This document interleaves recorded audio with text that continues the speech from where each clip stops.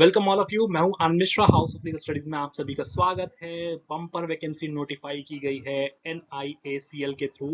The new Indian assurance company limited आपको मिलेगी, जिसमें लीगल पोजीशन की बात करें हम स्पेसिफिकली तो 50 पोस्ट नोटिफाई हुई, याद रखना, लीगल स्पेशलिस्ट की। लेकिन जनरल अगर वैकेंसीज को देखेंगे तो पूरी की पूरी वैकेंसीज में 550 पोस्ट हैं। डिफरेंट पोस्ट के लिए आप अप्लाई कर सकते हैं, जनरल पोस्ट के लिए आप अप्लाई कर सकते हैं, लेकिन याद रखना एक ही वैकेंसी में आपको अप्लाई करना है। तो सैलरी होने वाली है 90,000। बिल्कुल सही। तो आप प्रॉपर डिटेल में डिस्कस करेंगे क्या है एग्जाम, कितनी सीट्स हैं आप लोगों की कैटेगरी वाइज, क्या आपको एग्जाम प्रोसीजर देखने को मिलेगा, सिलेबस क्या है, हर चीज़ को डिटेल में डिस्कस करेंगे। और आपने अभी तक मेरे चैनल को सब्सक्राइब नहीं किया तो फटाफट चैनल को सब्सक्राइब कर दीजिए और बाकी दोस्तों में शेयर कर दीजिए जो भी LLB पास आउट है। ठीक है, चलिए।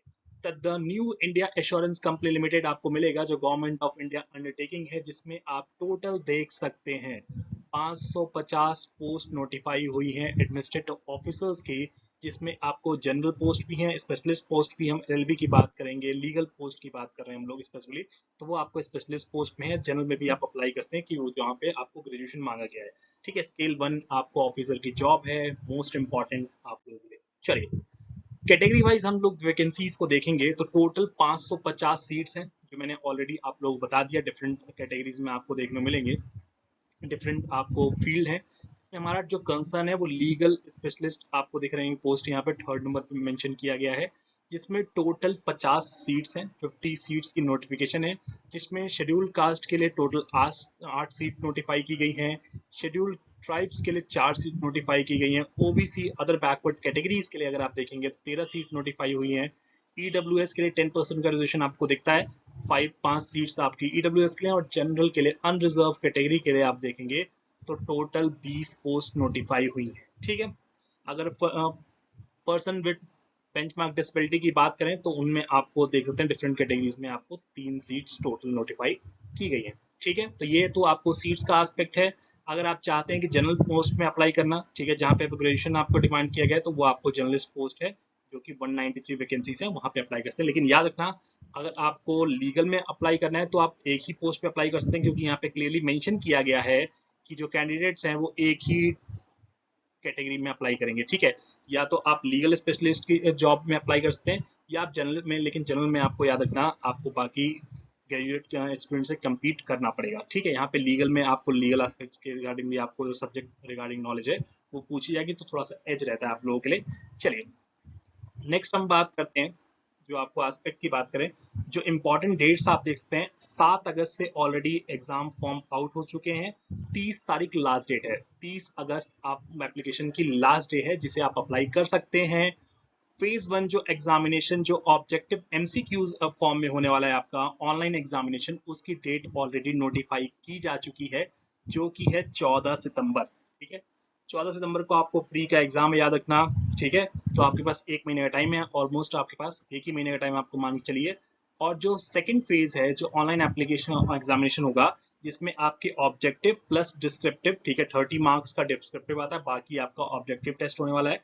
तो वो होगा 29 अक्टूबर को। जो बच्चे फर्स्ट फेज का एग्जाम पास करेंगे MCQs का, उन्हीं के लिए सेकंड स्टेज जो online descriptive exam plus objective exam है, वो कंडक्ट कराया जाएगा। ठीक है, कोई भी दिक्कत हो, डाउट हो, कनेक्ट कर सकते हैं आप लोग मुझसे टेलीग्राम चैनल पे, इंस्टाग्राम पे जुड़ सकते हैं आप लोग। ठीक है, एजुकेशनल क्वालिफिकेशंस की बात करें तो आप देख सकते हैं 60% मार्क्स क्राइटेरिया रखा गया है जनरल के लिए। 60% मार्क्स क्राइटेरिया रखा गया, रखना। और एटलीस्ट 55% किसके लिए? शेड्यूल कास्ट, शेड्यूल ट्राइब्स और पर्सन विद बेंचमार्क डिसेबिलिटी। इसका मतलब आप अगर EWS कैटेगरी में फॉल कर रहे हैं, या अनरिजर्व में, या आप लोग OBC कैटेगरी में, तो 60% मार्क्स आप लोगों के लिए कंपलसरी हैं। चलिए, लीगल स्पेशलिस्ट में अगर हम मिनिमम क्वालिफिकेशंस की बात करें तो आपके, चाहे वो ग्रेजुएशन या पोस्ट ग्रेजुएशन की बात करें, इन लॉ है आपके पास, चाहे आपके पास BLLB है, LLB है आपके पास, या LLM, तो भी आप एलिजिबल हैं। और 60% मार्क्स आपके होने चाहिए, याद रखना। 59.99 कंसीडर नहीं किया जाएगा, 60 मतलब 60 मिनिमम। ठीक है, और 55% शेड्यूल कास्ट, शेड्यूल ट्राइब्स और पर्सन विद बेंचमार्क डिसेबिलिटी, उसके अलावा जो भी कैटेगरीज हैं उनके लिए आपको 60% मार्क्स का क्राइटेरिया है। बेसिक आप देख सकते हैं, बेसिक पे आपका 50,925 है। उसके अलावा बाकी भी अलाउंसेस आपको मिलेंगे, देख सकते हैं, लेकिन देख सकते हैं ग्रॉस आपको जो सैलरी होगी वो आपकी अप्रॉक्स 90,000 पर मंथ होगी, ठीक है। और साथ में आपको कंपनी का घर भी देखने को मिलेगा इन type of companies lease accommodation as per the norms, ठीक है। जो आपका रिजल्ट होगा, जो भी आप क्वालिफिकेशंस की बात करेंगे, प्रॉपर डॉक्यूमेंटेशन वो 1 अगस्त से पहले की ऑब्वियस बात है, ठीक है। आपका डेट है, कट ऑफ डेट है वो आपका 1 तारीख रखा गया है। चाहे वो एज की बात कर लें आप लोग, तो मिनिमम एज आपकी 21 साल है और मैक्सिमम एज आपकी 30 ईयर्स है। तो 30 साल तक के कैंडिडेट्स यहाँ पे अप्लाई कर सकते हैं, जिनकी एज आपको 1 अगस्त तक, 1 अगस्त 2025 तक 30 साल से कम हो, वो लोग अप्लाई कर सकते हैं। डेट ऑलरेडी मेंशन किया गया है कि आप अगर 2 अगस्त 1995 के बाद और 1 अगस्त 2004 से पहले पैदा हुए हैं तो ऑब्वियस बात, तो आप एलिजिबल हैं। अपर एज में रिलैक्सेशन दिया गया है, शेड्यूल ट्राइब्स में 5 साल का रिलैक्सेशन दिया गया है आप लोगों को। बैकवर्ड कैटेगरी की और अदर बैकवर्ड कैटेगरीज के लिए 3 साल का एलिजिबिलिटी आपको दिखेगा। पर्सन विद बेंचमार्क डिसेबिलिटीज के लिए 10 साल का रिलैक्सेशन दिया गया है। एक्स सर्विसमैन की बात करें तो वहाँ 5 साल का रिलैक्सेशन आपको दिखेगा। ऐसी डिफरेंट कैटेगरीज में आप देखते हैं, चाहे वो एम्प्लॉयज हैं तो उनके लिए 8 साल का रिलैक्सेशन एज में दिया गया है, ठीक है। तो आप अप्लाई कर सकते हैं अपने हिसाब से, अगर 30 ईयर से कम है एज तो। आप देख सकते हैं सिलेक्शन प्रोसीजर की बात करें हम लोग तो प्रिलिमिनरी एग्जाम, जिसमें आप देखिए कॉमन है सबके लिए। यहाँ पे आपको सब्जेक्टिव नॉलेज की बात नहीं, जो सब्जेक्ट ओरिएंटेड आपसे चीजें नहीं पूछी जाएंगी। आप सब देख सकते हैं 100 मार्क्स का होगा, याद रखना 100 मार्क्स का 3 सेक्शंस हैं, जिनमें टाइम लिमिट भी दिया गया है, मतलब 1 घंटे का पेपर होगा टोटल आप लोगों के लिए, ठीक है। 20-20 मिनट आपको टाइम अलॉट किया गया है, जिसमें इंग्लिश पूछा जाएगा, रीजनिंग आपसे पूछी जाएगी और क्वांटिटेटिव एप्टीट्यूड पूछा जाएगा, ठीक है। ये तीनों चीजें आपको ऑब्जेक्टिव नेचर होगा। क्वेश्चन आप देखते हैं टोटल 100 क्वेश्चन है, 30 इंग्लिश के, 35 आपके रीजनिंग और आपका लॉजिकल एबिलिटी की बात करते हैं, ठीक है।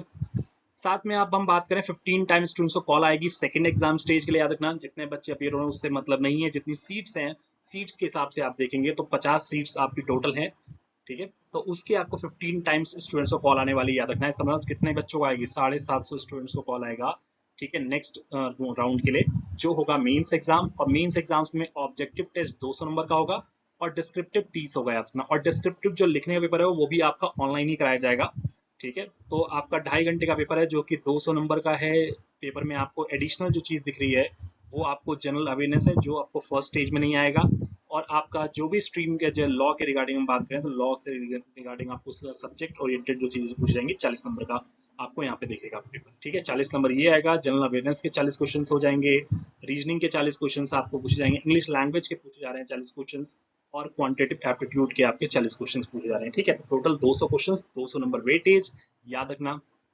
डिस्क्रिप्टिव में आपका क्लियरली मेंशन किया गया है कि 30 मिनट में आपको, ठीक है, 30 मार्क्स का टेस्ट है जिसमें लेटर राइटिंग है, ठीक है, 10 नंबर की, और ऐसे 20 नंबर का, मतलब आधे घंटे में आपको ऐसे लिखना है 20 नंबर पे, और आपको 10 नंबर का लेटर राइटिंग आपको यहाँ पे देखने को मिलेगा, ठीक है, जो कि इंग्लिश लैंग्वेज में होगा, ठीक है, इंग्लिश लैंग्वेज में ही आपको देखने को मिलेगा। और ये ऑनलाइन मोड होगा, टाइप करना होगा, याद रखना आप लोग, ठीक है, कंप्यूटर बेस्ड होगा। यहाँ पे आपको पेन एंड पेपर नहीं दिया जाएगा।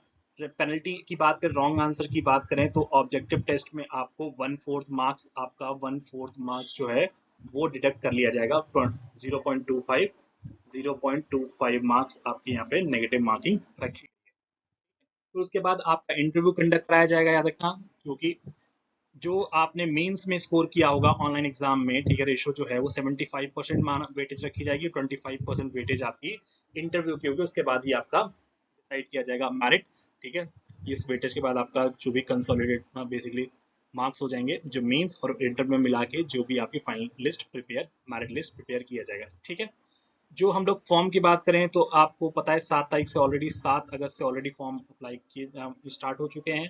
30 तारीख लास्ट डेट है। जो कैटेगरी में आप अगर हम बात करें, शेड्यूल कास्ट, शेड्यूल ट्राइब्स और पर्सन विद बेंचमार्क डिसेबिलिटीज की बात करें तो वहाँ पे 100 रुपये आपको देखने को मिलेगा फीस है। और अदर कैंडिडेट्स के लिए आपका 850 रुपये फीस रखेगी, एप्लीकेशन फीस। आप लोग रजिस्टर कर सकते हैं अपने आप को ऑनलाइन एप्लीकेशन, जो ऑफिशियल वेबसाइट है, ठीक है। तो आपको www.newindia.co.in पे आपको अप्लाई करना है, और कोई दूसरी वेबसाइट से आपको एप्लीकेशन फॉर्म नहीं याद रखना डाउनलोड करना है, यहाँ पे अप्लाई करने के लिए मत जाइएगा, यही ऑफिशियल है। कोई भी दिक्कत हो, डाउट हो, आप लोग मुझसे पूछ सकते हैं, ठीक है। और आप लोग मुझसे जुड़ सकते हैं इंस्टा टेलीग्राम चैनल पे, ग्रुप पे आनंद मिश्रा सर के नाम से कनेक्ट कर सकते हैं, व्हाट्सएप के थ्रू या कॉल के माध्यम से, यहाँ पे आपको स्कैन करके डायरेक्टली ग्रुप को ज्वाइन कर सकते हैं मेरे टेलीग्राम चैनल पे, इस इंस्टाग्राम पे भी आप जुड़ सकते हैं मुझसे आनंद मिश्रा के नाम से। ठीक है, थैंक यू सो मच।